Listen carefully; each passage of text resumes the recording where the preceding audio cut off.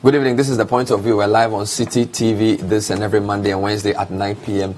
The Point of View discusses the relevant topics. We get the right guests, ask them useful questions, and come up with some big insights. And tonight's show is very big and current because the shake-up in Ghana's banking system continues.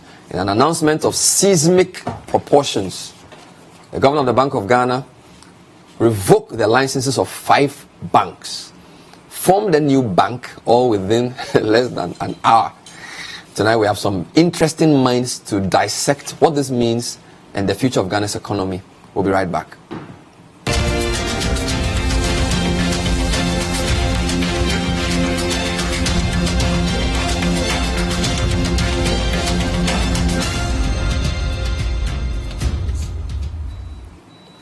Welcome back. So my name is Bernard Avle. Follow us on social media, hashtag The Point of View.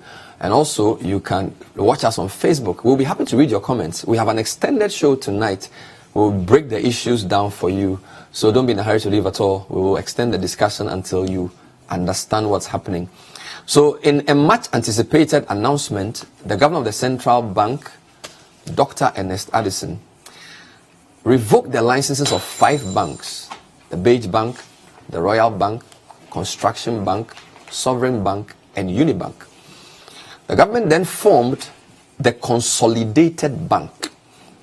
This is the latest in a series of activities that have been playing out in Ghana's banking sector. Started with the collapse of 2 banks, Capital Bank and of course UT Bank. They were received and they are part of GCB Bank. Earlier in the year, Sovereign Bank was also under some sort of administration, as was Unibank. Let's hear the governor. But before that, who are my guests? I have 3 men bringing different levels of expertise to the discussion.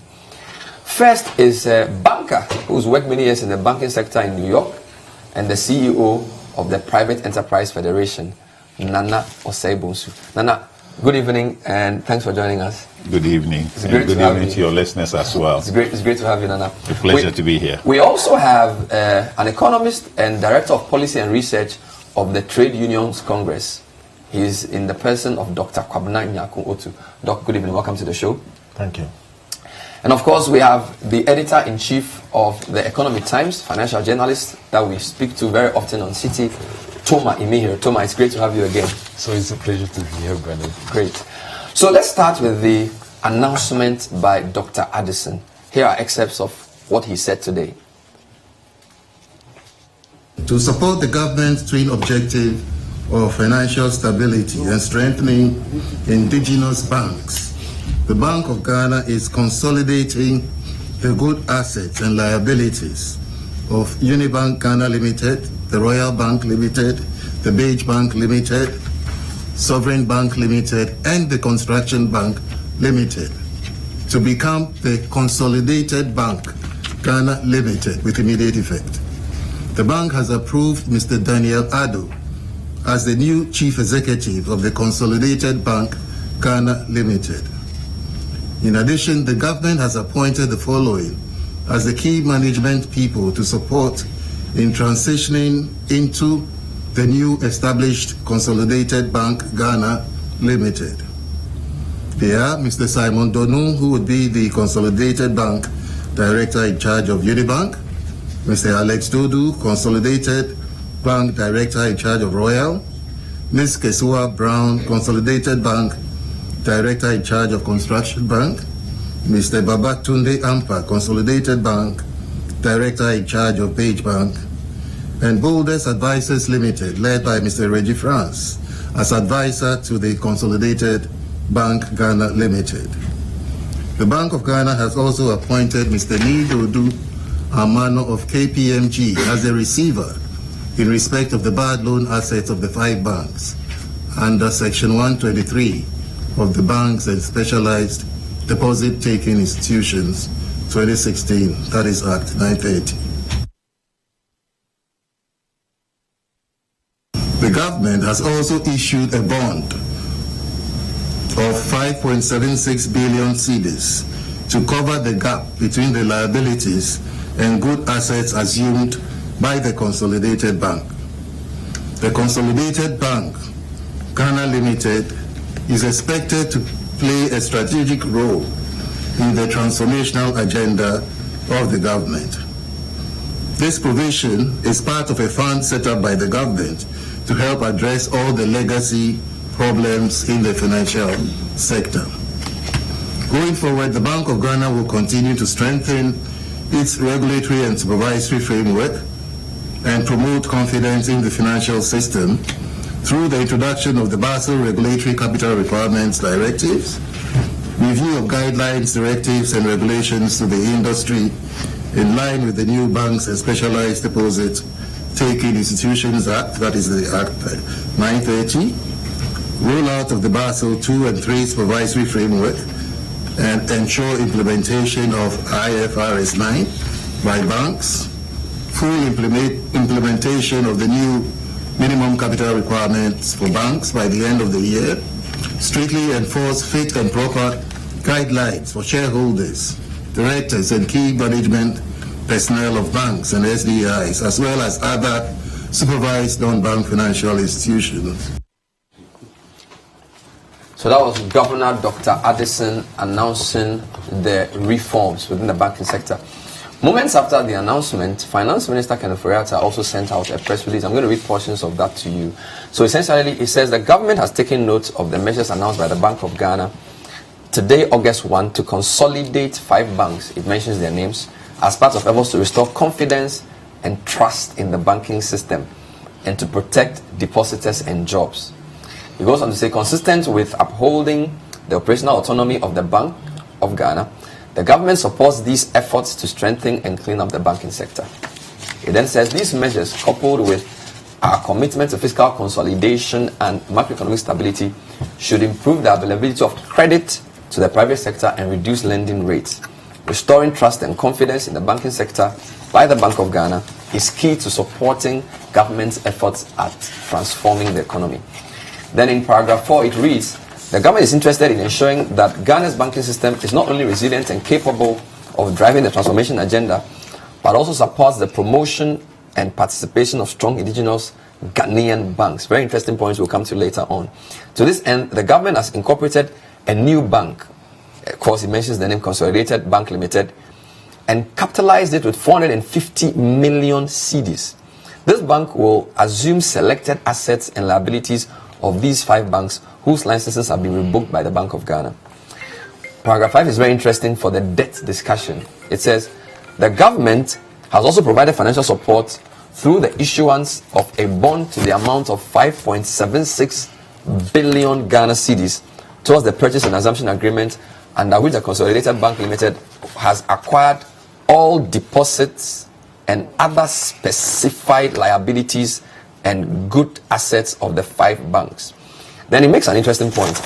The financial intervention will mitigate the impact of the consolidation of the 5 banks on the banking system and the wider economy and ensure that all customer deposits are protected.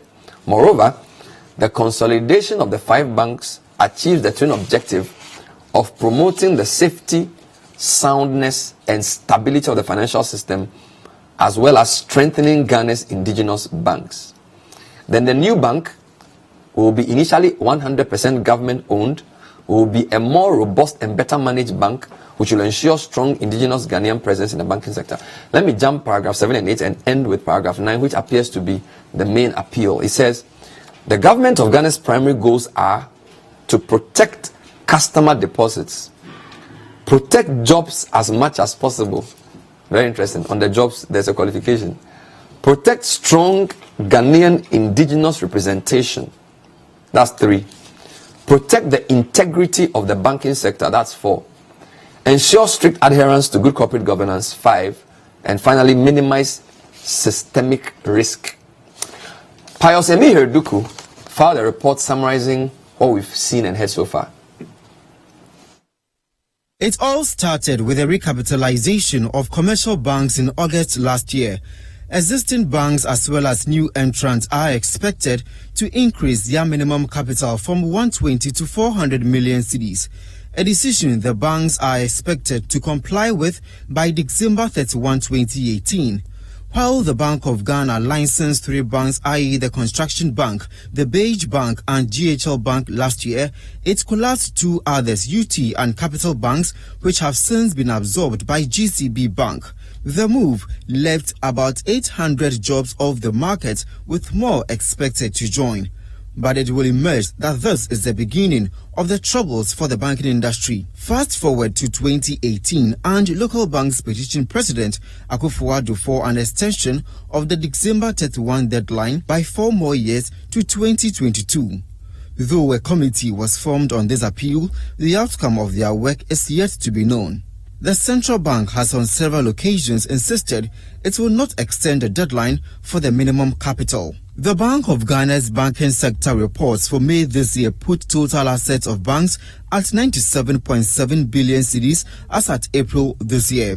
Similarly, the bank's paid-up capital, which refers to the amount invested by shareholders, increased from 4.57 to 5.22 billion cedis. The non-performing loans, however, increased to 8.63 billion cedis in April this year from 8.2 billion cedis as at December last year.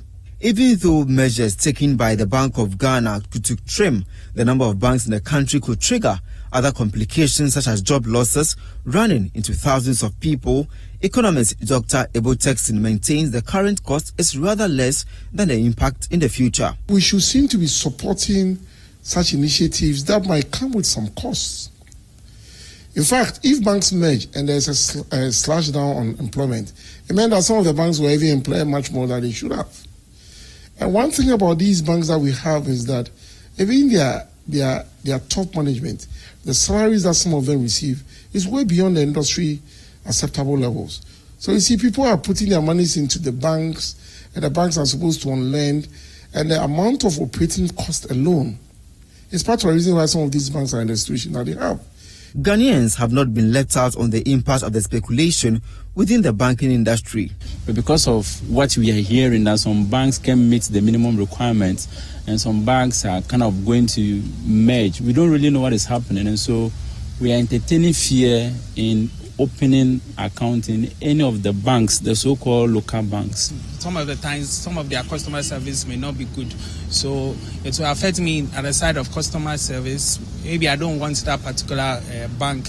Then, in some way that affects us. But the questions bothering the minds of analysts are whether a country like Ghana, with a population of less than 30 million people, needs 34 banks to operate, at a time where countries like Nigeria and South Africa, with relatively higher population, have fewer banks. Ghana's banking industry will be an interesting space to watch over the next 5 months as the BOG gets tough with its regulations. For City News, Pius Amihe Eduku. And I am Bernard Avle. This is The Point of View. We're live on City TV. You can comment on this big story via WhatsApp. We put the number on the screen. And if you're watching on Facebook, you can comment under the video stream. My guest, Nana Osei Bonsu. He is the CEO of the Private Enterprise Federation. It's an agglomeration of all private sector agencies, including banks. So some of his guys are in trouble. TUC is the largest labor union in the country. Lots of workers belong to that body. I have their Director of Research and Policy in the person of Dr. Kwabena Nyakumotu. And my friend Toma Imihire, Managing Editor, Economy Times, one of our foremost business journalists in the country. Gentlemen, welcome again. Viewers, I have 6 big questions we will answer to make the discussion exciting. So, how did we get here? Who is to blame for this mess? How bad is the situation? What is the impact on our economy? Does local control matter? And what is the future of Ghana's economy? Those are the questions I ask. So let me start with Toma. You are a journalist who's been following the story. How long has this been snowballing? This looks like the largest bit of the shock. How long has this been snowballing? Give us a quick history of where we've come from. Well, the problem first emerged back in 2015. Okay. When government went into the 3-year program with the IMF, and as part of its assessment of the country, the IMF now discovered that the banking industry was not reporting properly in terms of asset quality. All right. For example, the biggest thing there was that it was assumed that lending to the public sector was risk-free. So banks did not have to provide against loans being given to state-owned enterprise. For example, you lend to VRA or ECG, and it's assumed that the money will definitely come back because these are state-owned enterprises. Now, the IMF now put pressure on the Bank of Ghana to do a forensic audit of the asset quality of all the banks, and now found that the bank's problems, the asset quality problems, had not just been underreported, were not even being reported at all. All right. So then the Bank of Ghana now carried out a series of asset quality reviews and changed the way bank loans are classified. So, for example, if a bank has lent 200 million to VRA, and VRA is 6 months behind on payments, then that loan can no longer be classified as a performing loan. Okay. Unlike before, where everything public sector was being classified as performing simply because it was public sector, even though the loans were not being repaid as and when due. Which is what now accounted for this. I'm sure you hear about how non-performing loan ratio has gone up to an all-time high of over 27%. That's basically what happened. It was basically the result of the reclassification of loans to fit the realities. The fact that you can lend to anybody and the money might not come in. So it was the IMF's asset quality review that started exposing the rot. And I keep saying that, so what would have happened to Ghana if we had not gone to the IMF? Somebody sitting by you smiling. He doesn't like the IMF program. We'll still be doing business as usual. So the IMF program and their insistence on an asset quality review was what started revealing this problem. Precisely. Then how come it was initially only Capital Bank and UT Bank that we found out? How come this has been... And those are older banks, right? Because a lot of the banks announced today are newer, except Unibank. Several of the banks were hiding. They were not just reporting the correct things. They were hiding. Oh, yes. For example, I mean, you all heard about when Unibank was put under receivership, right? Under administration. We all heard what happened, for example, how 400 million was taken from the Bank of Ghana. I've investigated it. It was GCB Bank that took 400 million from the Bank of Ghana, specifically to give to Unibank. So the 400 million was on GCB's books, not on Unibank's books. And that was the result of pressure from government, from the government of the day, which was the largest shareholder, government is the largest shareholder in GCB Bank.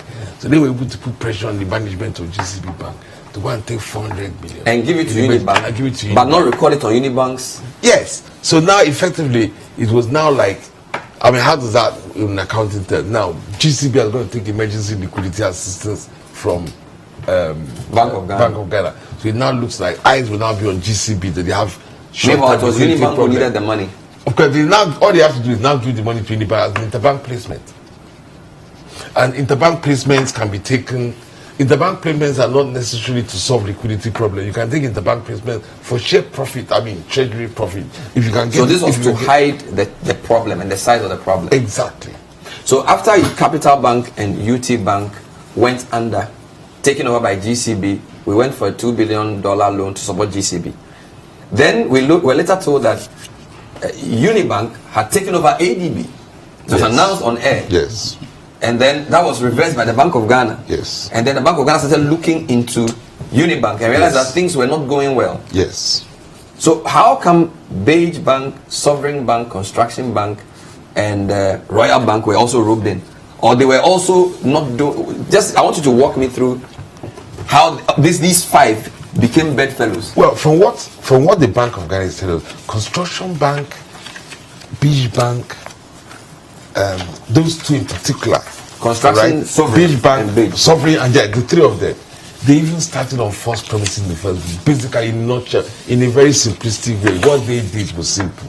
You go to a bank and get a loan. All right, the loan does not leave that bank, does not leave the bank's accounts. It does not leave their system, which is why they granted in the first place.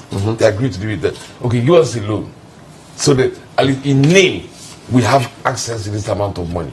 Then I'll take that money, go to Bank of Ghana and say, hey, this is the shareholders, this is the minimum paid up capital required for us to have a license. Which at the time was 120 million. Yes.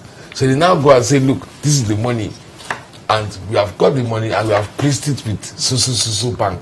As the same person who's purported giving the loan. Exactly. So I need a loan from Nana to start a bank. Nana agrees to give me the loan, but Nana is keeping the money. Then I tell the governor that the money that I will use for the bank, but I've placed as an investment with Nana. And this was 3 banks. Yes. Big, then of course, when sovereign, now and construction. Immediately when the liquidity problem now comes, the whole thing becomes exposed, because if you really did have shareholders funds with Nana, you'd be able to access the money. But in this case, you can't access the money because the money was never yours in the first place. It's Nana's money. And the agreement is that you will not leave Nana's system. So now you run into problem. The bank cannot access, the bank that's in trouble cannot access its purported shareholders funds, which was never shareholders funds in the first place. It was always Nana's money. Wow. Then that's when it now becomes exposed. Then the so bank they were not properly capitalized. They were not properly capitalized. They were not even capitalized at all, really. Okay, let me say for the sake of you. So there are 3 key things to look out for. There's capitalization, which is the amount of money you state or assets you have. Then there's liquidity, that's cash flow. And then there's solvency, as in whether you can pay your debts or not. So those are the 3 key things. Yes. So these 3 banks were not properly capitalized. They were not capitalized at all. Yes. And then Unibank, what was Unibank's problem? They owed a lot of money, or what was wrong with Unibank? Now, Unibank had a lot of problems. I think the biggest one was what they call connected lending. Unibank had, and this is hard to believe, they had about 3.7 billion or cedis. So, or yes, cedis, in monies that I don't know whether to call it a new form of financial asset that has been created in Ghana. They gave money to shareholders and people like that, connected people. It was not in their loan books as loans. There was no interest was being charged. I didn't know whether I would call it a grant. So shareholders and people connected to the bank were simply taking money from the bank. That precisely. It wasn't being recorded properly. It was not even recorded. It was not classified as a loan. So they were just taking the. Does this include the liquidity support they were getting? Well, I don't know how much of it was funded from liquidity support. Bank of Ghana argues that some of the things Unibank did came from liquidity support. So those shareholders, the ones they had the arrangement with ADB, when they wanted to play ADB share, I claim that was not the case. So I don't know. And this was up to 3.7 billion cedis. Yes. So the issue now becomes, you take depositors' money, you give it to your own shareholders. Wow. And there doesn't seem to be there's no documentation to imply that money is to be paid back. Wow. There's no interest being charged on the money. So Unibank now came to a situation where his interest expenses were actually more than his interest income. Because so much of the money he had was not bringing in money, but you were paying interest on the monies that you were taking to fund those things. Then there was another 1.6 billion or so, which was actually monies lent to shareholder connected lending, which were in the loan book and were earning interest, but the money wasn't. So overall, the net liabilities of Unibank was almost 6 billion. I think 5.9. 5.9 billion cedis in the whole. Yes. Just one bank. Yes, just one bank. That's like $1.5 billion. But there was something they said about the directors and some of the principals of the bank. So using 5.3. The whole thing was 5.3 billion. There was something about what they used the money for in the appendix. Well, they said a lot of it was used on real estate. So they used money to buy houses and lands. This is what they did at Unibank. Yeah. To the tune of almost 6 billion cedis. They now agreed to monetize some of those things in order to recapitalize the bank. Wow. When the KPMG report had shown that there was this large financing cap of 5.something billion. Wow. And the majority shareholder now said that they could raise the money back. Actually, they were planning to sell off some of those properties. So of these 5 banks, the oldest was Unibank. So this is the largest and it will have the most impact. Unibank was the largest privately owned indigenous bank in Ghana. Are you serious? Yeah. Bigger than Fidelity? Bigger than Fidelity.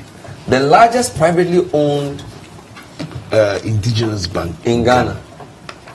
At the time, it was the 3rd largest bank in Ghana after EcoBank and GCB. You are not kidding me.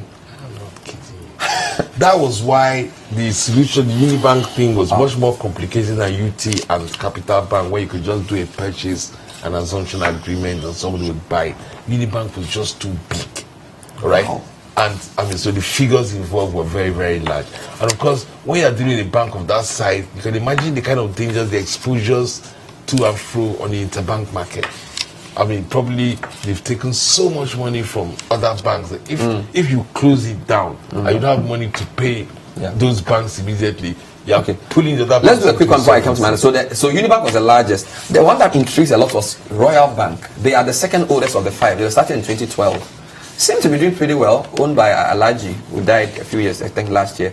What was their problem? How did they get involved in what was it? That they didn't have money? Did they do anything wrong? In some ways similar to Unibank, there was a lot of connected lending. All right, there was a lot of connected lending. There was a lot of loans that were simply going bad. All right, and just like in the case of Unibank, they used accounting slates of hand to hide. They used accounting slate of hand. Yes, to hide the real situation. To hide some of the things. All right. In this case, for example, they could understate. They underprovided for loans. All right. Where under law you're supposed to provide maybe up to 10% against a loan because it's late by a certain number of days or months, they would provide less than they were supposed to. Wow. All right. Then also they overstated the capital they had available to them. They overstated the capital they had available to them? Yes. Hey. For example, you invest capital in fixed assets. Then you now overvalue the fixed assets in order to make it look like your capital is actually bigger than what it is. You buy a car for $50,000 and you claim it's $80,000 and it's out of your capital. They made it look as if they had more money wealth than they actually had. So that was their problem. Yes. But then the three, Beige, Sovereign, and Consolidate, Construction Bank, these three banks, according to the DOG, they obtained their license under false pretenses. They didn't have the capital to start.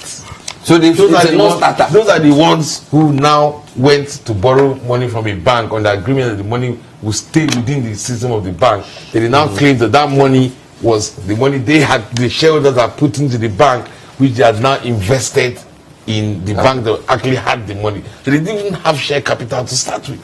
So they were non-starters. Good.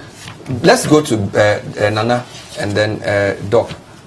How bad is this in terms of the size of the banks involved, the hole that has been created, and the replay? From a private enterprise perspective, how bad and serious is this situation? Where is Bank of Ghana? Say again? Where is Bank of Ghana? What's their responsibility? They license these institutions. They're supposed to do their due diligence. Do they have bank examiners that go into the banks to review the bank's operations and portfolios? They turn around and blame the banks. If you open the door, thieves will come. And they open the door. And he just indicated the pressures put on by the political leadership for banks to take from one side and give to the other side. If you're a professional, you shouldn't do that. And if the Bank of Ghana supervision had been diligent, this could not have occurred. Shareholders' loans being hidden, overstated transactions. These are not things that occur any day, anywhere. And it's not like they occurred one time. I hear that one institution was able to obtain a banking license within 1 week. Impossible. Are you serious? I'm very serious about that. Impossible. A banking license in a week. Did you do any due diligence? Did you even evaluate the potential shareholders, the potential directors? Where they're coming from? Where's the money? If they said, okay, we have the 100 million, or the 400 million, or 120 million, where did it come from? When we were at Venture Capital and we're looking for partnership, we got some proposal from interested parties. Oh, we have 20 million we want to bring as equity to invest with you. Okay. Who is the owner? Where did they get the money from? They say, oh, forget about it. We're not more interested. These are questions you raise. And this is the central bank has the due responsibility for due diligence. So let's not gloss over the bank's responsibility because Bank of Ghana has now waked up and said, oh, okay, they made a mistake on whoever were connected with this. So you are saying that the Bank of Ghana itself is part of the problem? Of course. If we had adequate, competent people within Bank of Ghana who could do due diligence and analysis of banks' potential licensing requirements and also review periodically the operations, this could never have occurred. So the Bank of Ghana was or is part of the problem? Is it was or is? Oh, now it's not. It was. It was part of the problem? Yes, it was part of the problem. Now now that we've taken over, have we capitalized, the institutions adequately? Have we provided the technical skills to the bank examiners, the bank supervision, to go in and evaluate? When you said sovereign bank was put on receivership, that's when they detected a lot more than even was surfaced before. Unibank. So that means, yes, Unibank. Yeah. So now that means there's a lot more rot than even we know now. So the Bank of Ghana now should train people. Bank examiner is a very, delicate, technically skilled professional who goes in and takes all the necessary requirements that the bank is supposed to meet and then report. And if it's, I know for sure. Okay, hold on a second. Yes. So you're saying the Bank of Ghana, because it supervised these banks, yes, ought to have known. So that's one level of blame. Correct. What about those who audit these banks? Let's forget about the three small banks, Unibank and probably Royal Bank, right? If you read what they did, I'm sure every year they file their annual reports. Yes. They have auditors who go through the bank. Should we not ask those auditors how come the auditor is a paid hand? Like we have an Enron case, Enron in the United States, where the auditor is covered. Yes, auditors sometimes are paid to cover. But who gave them the license? Who asked them to keep operation? No, hold on there. If an audit firm, auditing is based on professionalism and trust. Yes, sir. Unibank is an old bank. Yes. The third largest at some point. Yes. We need to should we not find out what the audit report said about their state of health and compare it with what is being revealed now and compare the time zones and ask the auditor some hard questions? Yes, not even hard questions. They are also liable because they fail to uncover or they fail to report. But you see, they also say that we have a responsibility to look at, and if you look at some of the audit reports, they say that we don't do forensic. We just take the numbers provided by the bank. They don't go behind the numbers that are being provided. So they authenticate that, yes, if they say A, B, C, D, does it add up? But they also have a similar responsibility like the Bank of Ghana. But they don't provide licensing. They don't provide the authorization to do business. They just go to look at the numbers that were provided by the board of directors and they say, okay, yes, based upon the report given to us, yes, they're in compliance. So the Bank of Ghana, or the guys who were in charge at the time, and it's interesting, Thomas, in terms of the bank licenses, just to get the timelines correct. So Unibank is the oldest of the five. Yes. Royal Bank 2012. So this is quite a while back. Yes. Sovereign Bank, Construction Bank, when were the licenses given? 2016. Started operation in 2017. So licenses. Let's not beat around the bush. No, we just want to be clear. These banks were given licenses, as well, I believe, largely for out of political patronage. Political patronage. Yes. It was just political patronage. The thing is very simple. A party needs financing and has the ability to influence the giving of licenses. So what do? You give the license in exchange for promises to get funding. Yes. Along the line. This is what you suspect. The government deposits and all that. Very, very. I'm virtually set. So it's likely look at the time. If we had a change in management of the Bank of Ghana or change in government, we probably wouldn't have. And if the IMF had not come in, Governor, from the perspective of an economist and organized labor, how big a hole are we in? I want to use a different word, but I'm advised. How big is this thing? Of course, I mean, if you read the statement by the Bank of Ghana, if you take Unibank alone, their capital deficit is about 4.7 billion. That's big enough. And I'm not too sure, given the unfolding events, we know the full extent of the problem. Wow. Even with the other banks. Like Nana said, it's only when Unibank went into receivership that we got to know the extent of the true problem. And it's clear that the banks are actually hiding a lot of things from the regulators. Unibank went into administration, not receivership. Administration. But then it's also clear that, and one aspect of this whole thing is the role of the shareholders. So you find that in Royal Bank, the shareholders, people who are supposed to be the one providing money to capitalize the bank, are the ones taking about 1.60 million from Royal Bank as loans. So what then will be left for the bank to lend to the customers? person who is the shareholder is borrowing from the bank. They recoup their investment. Rather than putting money in, They recoup their investment. and he's not paying back. And it's not non-performing loans. And it's not properly recorded. Yes. Unibank, the shareholders have taken 1.6 billion. Is it to say that they have de-invested in the bank, or it's a loan? Of course, it's seen as a loan, which is not properly recorded, and it's not giving Unibank any investment income. So, from the figures that have been provided by the Bank of Ghana, it is clear that we are in a big hole. And let me put it this way, that figures don't lie. So, people will read all manner of meanings into what's happening.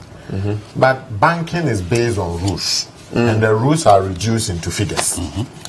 It's either you are compliant in terms of the figures or you are not. Okay. The problem, which I agree with Nana, is that why did it take so long for the Bank of Ghana to realize all of these things? There's a clear indication of regulatory failure, which, again, you can accuse political, the way we do things politically in this country. And I think that going forward, it is important that we check the regulations and the way we enforce the regulations properly. But let me give you a simple example of how lax banking regulation has been, or supervision has been in this country. Remember DKM, the DKM microfinance thing. Now see what happened with DKM. You know, Bank of Ghana has what they call off-site and on-site examinations. Yes. Right. The off-site basically is they ask the financial institution to report. Where do you get your money from? What are you using it for? And the financial institution reports. Okay. Then when you do on-site is when you actually now go through their books right in their offices. Now, on-site normally is done because they don't have the logistics. It's not done very regularly, except when an off-site report raises some questions. Then you quickly send people in. But in the case of DKM, see what happened. Bank of Ghana did an off-site when the first red flag that Bank of Ghana got with DKM was when DKM now said, okay, look, we've taken so amount from depositors. We all know what DKM was paying as interest rates. And we have made what we're using money for? We've placed money with this bank and that bank and that bank and that bank. Now, I mean, immediately you say that it should be a red flag, because if you are borrowing money at 55% for every 3 months, how much are you going to get from a bank deposit? And you're now placing the money at the equivalent of what, 2% a month? You understand? It took Bank of Ghana 6 months from the time they received that off-site report to when they now acted on it by sending people in to do an on-site examination. By that time, of course, DKM had done all the damage they needed to do. It took 6 months. So the Bank of Ghana's regulation is horrendously slow. Exactly. Their response. And today, Bernard, you hear of all manner of institutions promising to give all manner of outrageous interest rates. And people are flocking. Yes. Cryptocurrency. I hear one at heart. So somebody sent me and he wanted to find out, does the Bank of Ghana also hear this information, or they ought not to hear? It is important. But also, I think people connected with these banks have their own reputations at stake. If you are a shareholder, a board member of a bank that is hiding about 2.3 billion of depositors' money, not reporting that to the Bank of Ghana, you have your own integrity at stake. So out of the 4.3 billion, of the loans, of the deposits that has gone to Unibank, they underreported it by 2.3 billion. And then it leads to also a questions around if, for instance, the banks acquire their license through false pretense. There's criminal questions to be answered. Those that reported the false information and those who ought to have checked that they are correct information, criminal negligence. Yes. So you are bringing criminality into the equation? Of course. Oh, pure criminal. Because, I mean, the Bank of Ghana regulations, if you read throughout this thing, it will tell you in violation of the Bank of Ghana Act. And the Act is an act of parliament. You can't just simply violate that. So this is either deliberate fraud or criminal negligence? Or both? Or both. Because criminal fraud on the part of the perpetrators, criminal negligence on the part of the regulators. This is the point of view. We're live on City TV. We're talking about the latest in the banking sector, the shake-up which has consolidated 5 distressed banks into one consolidated bank. We have lots of comments coming through. My guests are Toma Imihire, Nana Osei Bonsu, and Dr. Kwabena Nyakoto. When we come back, we'll ask a few more questions. Can Ghana's economy survive this situation, and where does it leave us? What will be the future of Ghana's banking sector after the December deadline for the minimum capital requirement? And does it matter who controls our banking sector? I'll read your comments as well. Don't go away.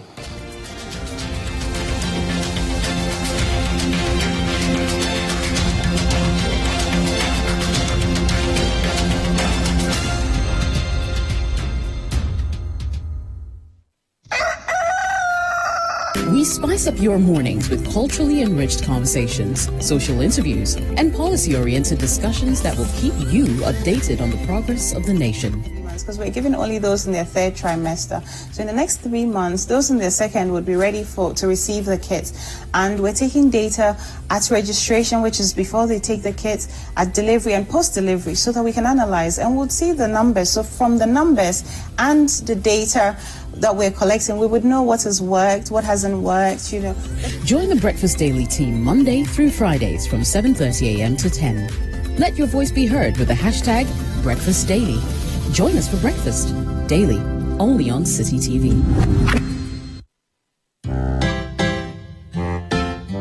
The City FM Literacy Challenge is back. Are you a JHS student? Are you willing to contribute to change? What would you do if you were the president of Ghana? Do you want to win a whopping 10,000 Ghana cedis? If yes, then participate in the Literacy Challenge 2018. Level 1. The year is 2035. The law allows people below age 40 to contest the presidency. As a presidential candidate in a general election, in no less than 600 words, write your manifesto speech. Remember, letter must be in your own handwriting, must be endorsed by a parent or guardian, add your full contact details, and post to the Literacy Challenge, P.O. Box GP 14123 Accra Central, or drop it off at the front desk of City FM at the Braka behind the police station. Level 2. The top 50 students selected from all over Ghana shall take a written general knowledge quiz. And finally, Level 3. The top 10 students shall compete in the classic quiz competition to win the ultimate prize of 10,000 Ghana cedis. The Literacy Challenge is powered by 97.3 City FM and sponsored by Data Bank Edifund and MoneyGram with support from City TV. Closing date for entries is Friday, 10th August 2018. Call 0205-973-973 for more inquiries. Terms and conditions apply.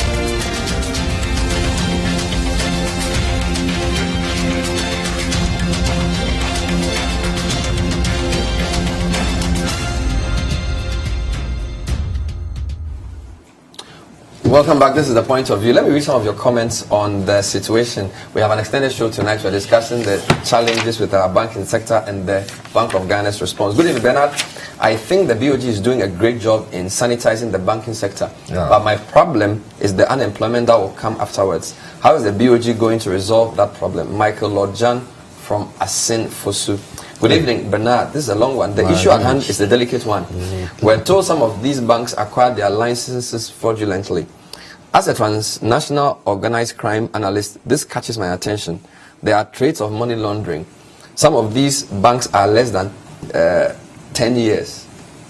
Okay? Could it mean licenses were acquired fraudulently to set up financial institutions, engage in money laundering, and later fold up?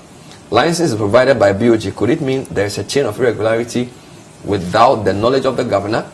who monitors and evaluates activities of BOG at large commercial banks. Does it also mean the previous governor was unaware of these actions?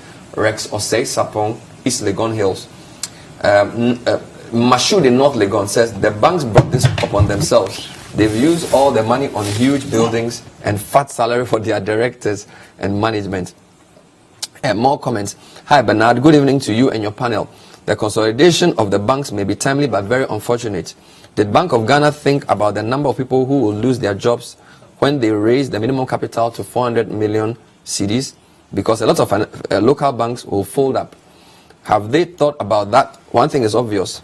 Now it will be left with the foreign banks and they will not give any SME a loan. So that will reflect on the economy. More comments. This is Amwa Dakwa. He says, this move was anticipated in accordance with the Deposit Taking Act Basel II and III framework. But the question is, why should the government continue to float bonds to meet the liability of these insolvent banks? What happened to corporate governance in the banking industry? How soon does government envisage to get out of consolidated bank? Per the statement, some BOG staff should be held liable for these happenings in the industry. Dawood Hussein in Kaswa sends a message. There are some of these banks that are still operating without giving customers satisfactory services. The Bank of Ghana should conduct serious audit of those not found to be operating as proper banks. And then Joe in New Major, he says, I have one question. What happens to the employees of these banks? From management level to the cleaners of these banks, I'll be grateful for some details on this. So let's deal with two things. Apart from the consolidation of the banks, one major response has been borrowing to support the banks. When UT Bank and Capital Bank went down, we went to borrow 2.2 billion, which you will pay. Now we're borrowing 5.76 billion to support the new bank. Is this the way to go? What would have happened if we hadn't borrowed depositors' money? We will sell people's properties to pay for their irresponsibility. So that we're going to let depositors, the individual businesses and individuals lose their deposits. So this is but for is continuity. all the money going to depositors? See, let's not forget what happened in 2008, where we are now using public money to pay for private greed. No, this is a failure of the system. Yes, private greed and regulatory negligence. So, but we look at the long-term effect of the system and people's confidence in the system. And if today I'm going to lose my $10, tomorrow would I put my money in the bank? No. So this is to level the playing field. So individuals who are businesses who have deposits at these institutions will be able to continue to do business without being a breach of whatever they have over there. That money that is being put there under proper guidance and due diligence and prudent investment, we should be able to recoup with some great returns if it's managed well. So I don't see that. So you have no problem with Ghana borrowing 8 billion cedis? I'm even looking for Bank of Ghana. Within this is less than a year. Well, I'm looking for Bank of Ghana to show debt up. Stock. Yes, 8 billion cedis. You see, having a debt stock but with a potential for rate of return. What's the rate of return? You invest money, and if you invest prudently, you should be able to get a return. So now that Bank of Ghana is working up to this situation, they definitely would manage. I don't understand the debt, the investment thing you're talking about. Yeah, because you've got to borrow 8 billion to support a bank that is collapsing, and you say you are investing. No, the bank has collapsed. We're not using the money to build, we're using it to fill a hole. But it's going to the hole to show up the deposits that are already in there. Yeah, that one there. You see, how much of what is gone down is deposits?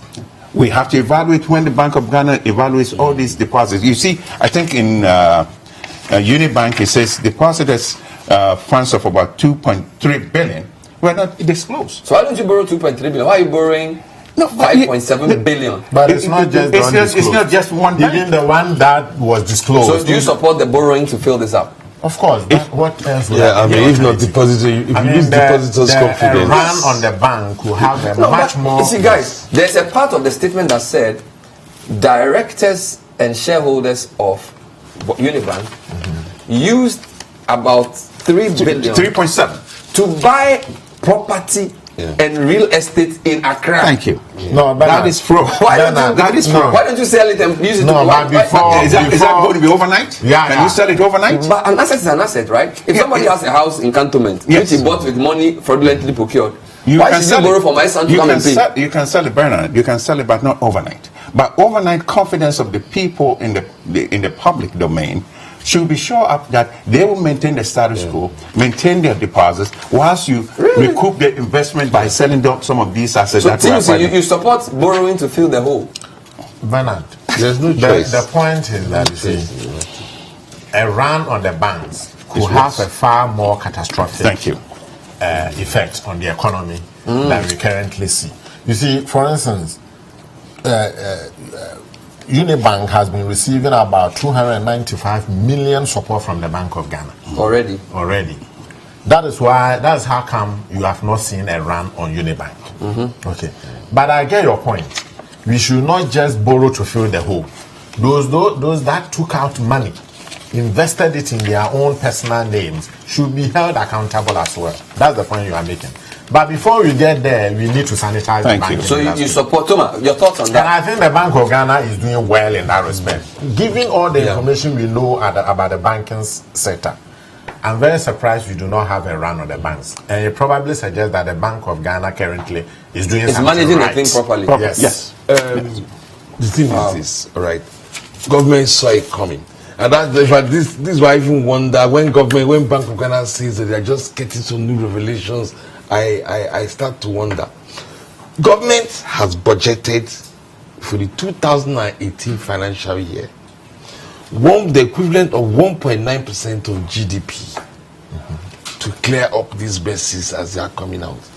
In fact, if you read the IMF fifth and sixth review of the IMF program, the IMF states it that our budget deficit target for 2018 is 6.4%, not 4.5%, because they've added back the 1.9. All right. Government argues that the Bank of Ghana governor told me directly that we shouldn't count the 1.9% because it's a one-off thing. So it will be distortionary if you now start saying that we're going to run a deficit of 6.4 because to resolve a particular problem. Another argument again is that it is that part of the deficit is actually on a commitment basis, since we are using medium to long-term loans to pay off that money. So it's not even on a cash basis, on commitment basis. So you shouldn't add it to what the deficit is. But what I'm trying to say is that government saw it coming. So when the Bank of Ghana keeps giving this impression like, we just found out just now that this happened, that happened, it's not true. They had seen some of these things before the 2018 budget was prepared. And the 2018 budget was released in November last year, which means that it was prepared before then, which means that as far back as September last year, so these so-called revelations which have just come out were already, people in government were already aware of these things. But probably not the extent of it. Yes. Not the details, not the depth of it. So they budgeted for 1.9 billion. No, 1.9% of GDP. 1.9% of GDP. That's a lot. That's a lot of money. But you see, you got to plan for contingencies. And if they saw that, they have to be able to review in detail the exposure before you come to town. You see, I'm a bit upset because you are a banker and you people keep, and this is not just Ghana. Look at what happened in the subprime mortgage crisis. Look at what Obama had to do. Look at the level of executive pay bank managers get. What Obama had to do, did they recover? They have, but my point is that the behavior keeps getting repeated. Yes. Elsewhere. When a shoe factory misbehaves, does government save it? When a radio station loses money, does government save it? It depends on the impact on the economy. Why should we treat banks differently? You see, why should we treat banks differently? Intermediation is the critical element in facilitating the growth of the economy. So if you you destroy that intermediation, you're finished. But what destroys it? Is it not the behavior of the banks that destroys it? If the behavior of a few, and when your child is misbehaving, and you keep allowing them to, and you keep bailing them out, why won't they keep misbehaving? That analogy doesn't hold. Because if you allow this to go on without making any effort to address it, you're going to tank your economy. the private sector, the businesses, everybody's going to fail because we depend on the intermediation to conduct our businesses, both public sector and the private sector. So once you get to know this decadence in the system, what do? You clean it and put measures in place that it doesn't get repeated. And as we said, Obama did, and now the American financial sector is performing wonderfully. So we can do that. But now the point is, how do we address it going forward? How do we manage it going forward? How do we police this, that banks cannot turn around and give their shareholders the investment, the project investment that they put? That's what the corporate government what is going to happen to jobs? So we understand that UT and Capital Bank, 800 jobs went. The finance minister's statement is very interesting. Let me just read the last paragraph. Government wants to protect number one, customer deposits, which is what you are talking about. Yes. Protect jobs as much as possible. Because you cannot guarantee there's a law somewhere. So you cannot guarantee 100% jobs. Yeah. So, Thomas, in your view, based on 500 workers, 2 weeks ago? Beige laid off 500. Yeah. So 800 went under UT Capital. Yeah. Beige laid off 500. Based on your estimation and understanding of the size of the banks, the biggest of this is Unibank. How many people do they employ? I don't know, but we're talking of over 1,000 here. Over 1,000 workers. More, definitely more than. And if you add Royal, Beige, and the other three, there are thousands of jobs at risk here. Thousands of jobs. Because Beige has already sent home 500. And these people will go home without compensation. A lot of these people we don't know. Most of the time they go home with a package. They go, yeah. I checked UT and Capital Bank. There was no dispute brought before the National Labour Commission. Which means the labor issues were totally resolved in terms of compensation. Totally resolved. There was no single labor dispute that was brought to the National Labour Commission. And that was because of this is where the thing is. That was because we had a bank already in existence which was strong, which now did the purchase. Which we had to borrow 2 billion to support. That was that. We didn't have to borrow 2 billion. If you need 2 billion, so how can you say you're strong? You see, well, anyway, now you borrow 5.7 in the case of GCB, there's another issue in the case of GCB. Bank of Ghana itself underestimated the financing gap that those banks had. So by the time GCB was buying, when they entered that agreement, they did not know how much they were actually going to have to spend. It was when they now when they now signed the agreement, they now found out that the cost of the purchase was so high. Was much more than what they are doing. So we are estimating job losses because once you consolidate 5 banks, you can't have 5 people doing the same thing. Yeah, of course. But let's look at one of your viewers sent a report. Yes. Let's commend the new leadership of Bank of Ghana. Yes. For recognizing, for addressing these issues. If it hadn't been them, we would have been continuing, and the magnitude of this destruction would have been. Banana, is it just the leadership? The Bank of Ghana has a new governor and 3 new deputy governors. Yes. But there are people who used to work in banking supervision who are still there. You see, they have all used to work in. So if we want to clarify the system and clear it up, do you not think we should get back into who signed off some of these? That is why leadership is important. Because if the leader looks down and says, as you ask the question, who was responsible to look at beige and didn't? Who was responsible for giving the clearance or the clarity and didn't? It comes from the leadership. But if the leadership says, forget about it, you approved it, that's fine, I sign on. So it's not going to be open, it's not going to be revealed. So the new leadership has recognized that, look, there's a lot of things wrong. We have even gone with the supervisors and said, look, the banking system is fraught of a lot of things that we don't think should be there. There must be some consolidation. I personally gone on the radio and TV and said that there must be consolidation from whatever number and make it 15. 10 indigenous banks, 5 foreign. Why? Because we have to control our destiny. And if you look at the Bank of Ghana's report, it's to strengthen the indigenous banks so they can also be competitive. But strengthening them means what? Management capabilities, competencies, skills to be able to do the right things. Most of these banks are writing loans on the back of collateral. Are you in a business to collect assets? No. You're in a business to collect whatever you give to get a return on it. So we have to look at the cash flow before you lend. And if a bank manager takes the money and hit them in the vault, don't invest them, and wants to be glorified with interest rate, that should not be. Let me ask TUC about unemployment. Because if 7 banks have become 2, and we are losing at least 1,500 jobs. What is the effect of that on the worker? Because you are worker people. Of course, these people don't belong to your unions. They have ICU and stuff, but you are all TUC, right? Some of them are. How big is that in terms of effects on livelihoods, people getting into poverty and that kind of thing? Is this? I mean, you don't need this is not rocket science. We know the employment situation in this country. We are already not adding enough formal jobs. And what we are rather doing is to destroy existing formal jobs. Yeah. So if you get about 1,500, 2,000 people already losing their jobs, it's big. They could go home with some compensation. But in this economy, what level of compensation will allow those people to live a decent life? And it will also have a very negative impact on their own psyche. Having a job is not just merely being paid.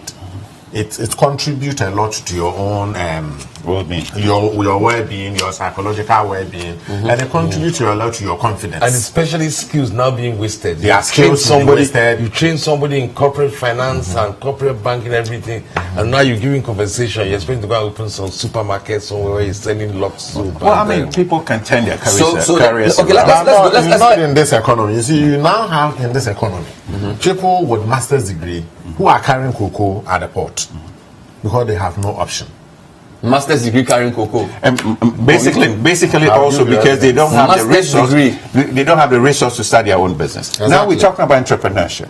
For those that are going home with package, I think there must be some avenues to train them to become entrepreneurs. Turn around that capital base. But where are you going to get money from? Look at the interest rate the bank charge. The compensation package is a large. Compensation package, and we can also create a line to assist them because competency and skills are the avenues that they can use. And you said some of these are trained. So entrepreneurship, going to beehiving, going into poultry, going into piggery, going to a whole lot of things that they can do. We're not only talking about big conglomerates. We're talking about little things that they can do to create an income. Let me read more comments and we'll take your response. Viewers, this evening we are going up to 10:15, so we have a bit more time. Bernard, great show. Liquidity in the banking sector is real. About 85% of our local banks are illiquid, and the sad part of that, corporate governance in most of these institutions is a major cause. I worked in a bank where $100,000 was given to a director's friend as an unsecured personal loan. The woman has since 2015 left the country. Sami from Achirengano. The move by the BOG is long overdue as these banks have been in existence for a number of years now. The regulators should largely be blamed, but better late than never. Richmond Boama than Suman. Yes. But my issue with this move by BOG to Unibank that has money owed to them by government, isn't the government responsible for the woes of Unibank? Didn't the central bank say Unibank will be run by KPMG for a number of months and operation of the bank goes to Unibank for management? Isn't this double standards by the central bank? DJ from Laboni. Good evening, Bernard. Some people's monies are being siphoned illegally. Now, going through the legal means with our money too. Bernard, what should we do? Francis is not happy. Bernard, your panelists are courageous. May God bless them. From Daniel Amenyo. More comments. Do you remember that Unibank sponsored Ghana at 60? Did BOG ask them questions? This is me. Hello, Bernard. I think the immediate past BOG governor must be arrested by the CID for supervising this rot. This is Bismarck from Accra, Newtown. Bernard, it's obvious the BOG was under political influence during the end of 2016. No wonder the situation was worse. But my worry is the innocent Ghanaians who are going to suffer over this negligence. God help us. Muntaka Musa from UPSA. Bernard, I like the objective analysis of your panel. We need more of this discourse devoid of politics. Michael, let's ask another question. So, Ken Oferiatta also said to protect the integrity of the banking sector and protect strong Ghanaian indigenous representation. Thank you. So far, all the banks that have gone are indigenous banks. Yes. Some people fear that after December 2018, in fact, as we speak, 80% of the assets in the banking sector are owned by foreign banks. Some people feel that if this continues, we're going to have a bank dominated by foreigners. As Private Enterprise Federation, does that not concern you? Yes, that's a concern, and I stated earlier that we're looking at consolidation of the banking system where 2/3 will be locally owned and 1/3 by foreigners. Now, at the end of the rainbow, if you have foreigners and you come with regulations that require that they list 51% of their equity at the stock exchange. Those who want will list. We create a localized ownership structure if you go that route. So we can do. But the key point is to strengthen the capacities of those that will be left standing. If we do, even if they're 3, then you either agree to license new ones or existing foreign that you can also influence to become localized owners as well. But as private enterprises that we are, we're looking for liquidity. We're looking for intermediation. We're looking for resources. And that is what is missing. You see, if the banking system has competition, we will not be over-reliant on them. Private equity funding, other sources of funding, they're not available. So we're looking at government that, look, can we create 1% of levy on imports, on consumable imports, and set it aside as fund for private sector? Because the private sector will take that long-term, low-cost funding, invest them in their business, make a lot of money, pay government the revenue. Now we're talking about Ghana Beyond Aid. Ghana Beyond Aid is not a vacuum. There must be resource availability to government. How is it going to get that? And it's only going to get that on the back of private sector profit margins. And if we don't create the avenues of private sector to become competitive, to become profitable, that we'll be looking and yawning and still wouldn't get the money. So you believe that the banking sector should not be dominated by foreigners, and you are suggesting a way of doing that? Yes, sir. There's an interesting paragraph in the statement the Bank of Ghana delivered. Maybe that will help us. So it says the government has assured the Bank of Ghana that it will provide financial support to other indigenous banks as needed to help them meet the minimum capital requirement of 400 million cedis by 31st December 2018. The government has indicated that such support will be limited to indigenous banks that are A, solvent, B, well-governed and managed, C, in full compliance with the Bank of Ghana's regulatory requirements, and D, able to demonstrate that they have been able to access private sector solutions for recapitalization due to they have been unable to access private sector solutions for recapitalization due to market conditions. Yes. Additionally, the government has committed to further exploration of policy interventions needed to make the financial sector more robust for the benefit of the Ghanaian economy. Ntoma, does this mean that government is going to put our money into the local banks that don't reach the minimum capital requirement? I think yes. The criteria. Yes, on the basis of short-term financing. Yes. All right. Let me see. So, like a bank like Prudential, they don't seem to have any problem. Maybe they are just not raising the money. That's an example. Government, so that the government is going to own the bank. Let me give you an example of market. Let me give you an example of market. Let me give you an example of market conditions. There's this bank, Energy Bank. It's a Nigerian bank. Okay, which doesn't have a Nigerian parent bank to support it in recapitalization.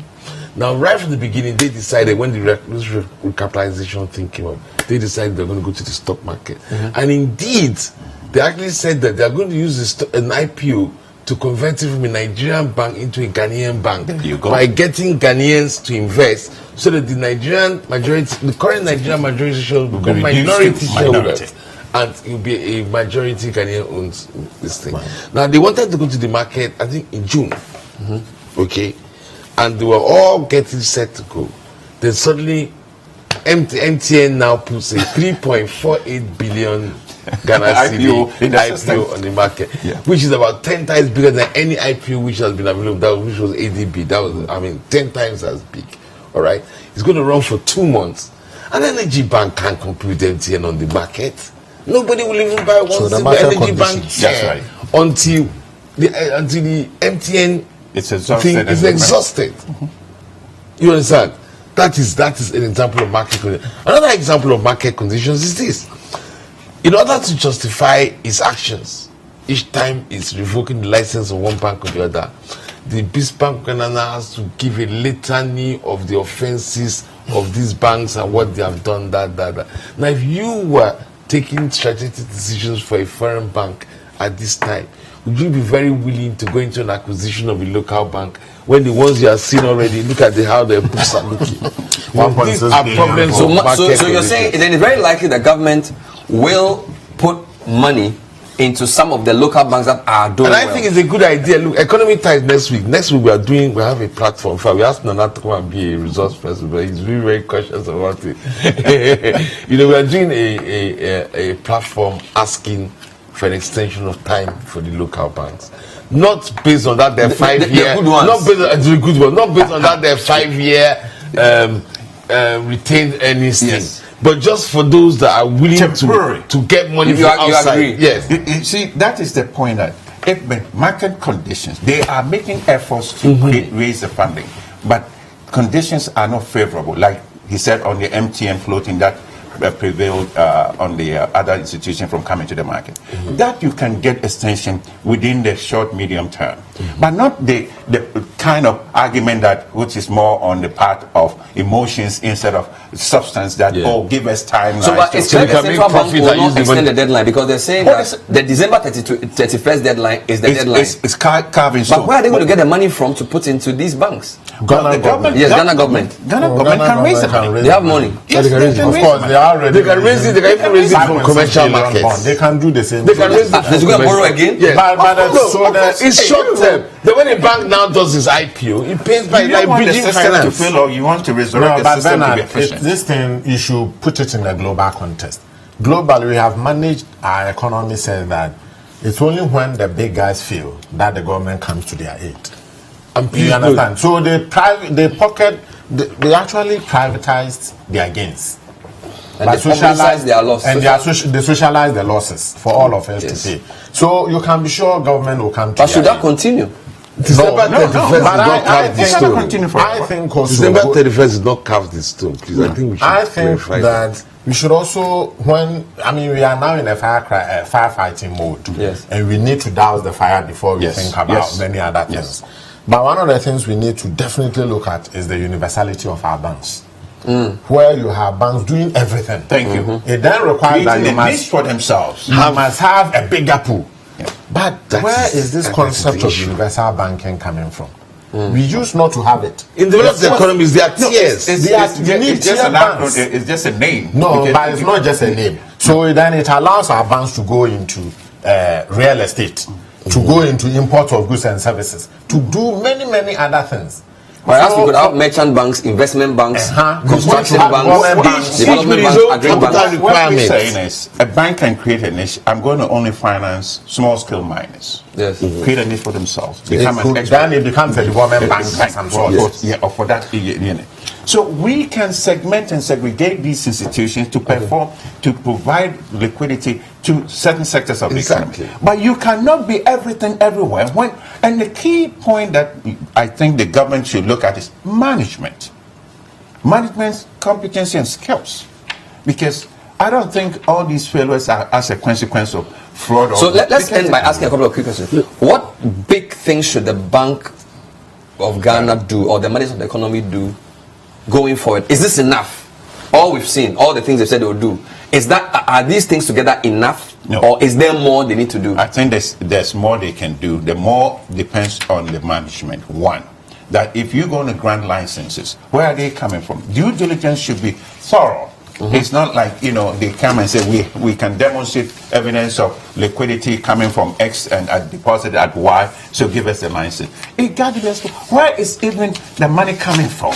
On what basis? Is that maybe money laundered that is coming through and all that? So we have to. The Bank of Ghana, I think, is going to, down the road, is going to come with some streamlined guidelines that will be strictly followed. And if we don't, you're not going to be licensed. Yeah. And definitely, I think there will be a lot of training opportunities for those who work in the bank, so far as the banking supervision, to regulate and also examine the books of the bank. The accountants and the auditors you mentioned, who are the auditors? Now let's go to the audit industry. Who are the competent ones? Who are the ones that are just signing their name and looking elsewhere? So we have to also hold them responsible, because, as I said, if a banker is giving the loan and turning around and blaming that, the depositor didn't pay, did he examine the capacity of the depositor before they granted the loan? He should be held responsible. Let me read a few more comments as we wrap up. Bernard, we haven't heard from the Chartered Institute of Bankers on these developments. Hey, Bernard, you seem to be surprised by the fact that there are master's degree people carrying cocoa at the port. I wish I had such a kind of job. I am an MSc holder. So he doesn't even have a job. But my question is, are the directors and management of these banks going to go free? Because we heard nothing about what happened to Capital Bank. Which is the issue that Bernard brought up. And they should be to Ernest from Kumasi is asking. Yes.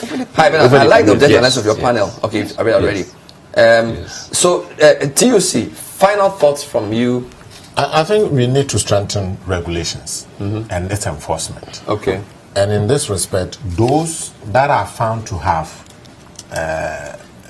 not done the right thing, either on the side of the Bank of Ghana or the defaulting banks, must be properly brought to book. And that's the only way you prevent such regulatory failures or regulatory negligence going forward. So it's important. But also the way we do banking in this country. This idea of universal banks doing everything, for me, is problematic. What we need to have is to have tiered banks that could be dedicated to certain specific aspects. Regional of banks, banks, in terms of geography or activities. We need to be able to that. It's not every concept we see elsewhere that could be amenable to our own economy. Our economy has its own structural features, which could be different from what pertains elsewhere. Let me end with an SME bank does not need you've studied the Nigerian economy. Nigeria have had their own banking crisis in the past. Where does this leave us? First of all, Nigeria has clearly shown the advantage of having strong indigenous banking participation. Then you can't get around it. There's a big difference between the commitment of foreign banks and the issue of domestic banks. Having said that, as Nana correctly pointed out, there's no point in having domestic banks for the sake of indigenous banks for the sake of having indigenous banks. They must be strong. All right. As my brother here has said, you can strengthen them by having tiers. You can have a bank, for example, that does not engage in international banking. The capital requirements required for such a bank will reduce seriously. Indeed, even the MD of Stanbic Bank, who is the president of Ghana's Central Bank, he has been campaigning for this thing for a long time. If you take out like international bank, for example, your capital requirements go down, and that's the all you're looking at is there must be a certain minimum for you to be in the clearing house, so that you will not be part of systemic risk for the entire industry. But basically, you can have what I'm saying, leave the Stan Charles and Stanbics and Eco banks be doing international banking, and have the banks like the Omnibank and who have been doing SME, because they are the ones who have, even Unibank, they are the ones who have been doing SME banking, all right, with the lower capital requirements. All right, so they are taking less. What do you need the capital for? Is in order to a buffer against your risk. So if you are taking less risk, you need less capital, and that's what domestic banks can afford.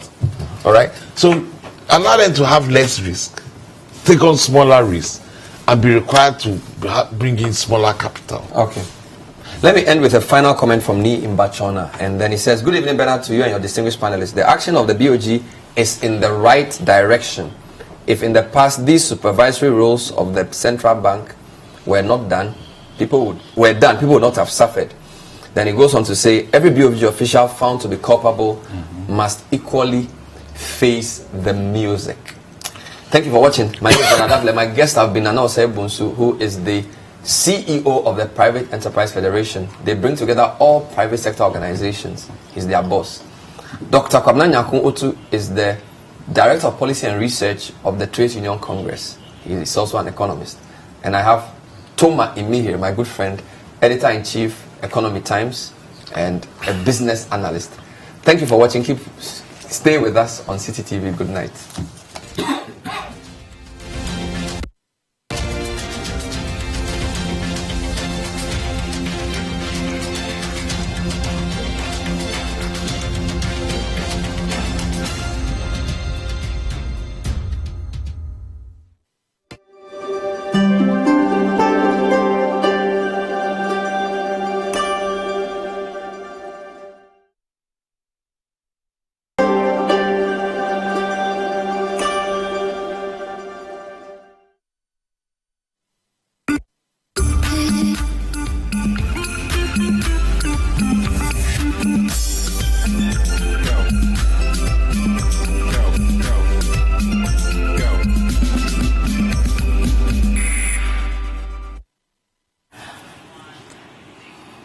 Hello and welcome to another episode of 30 Minutes. Yes.